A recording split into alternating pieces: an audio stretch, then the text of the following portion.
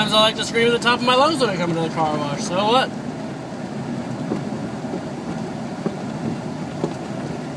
It's helpful. Good way to relieve stress things. Not to mention it's funny, because if you got somebody behind you who sees you doing it, they're like, why did that guy just do that? Why did he just scream at the top of his lungs?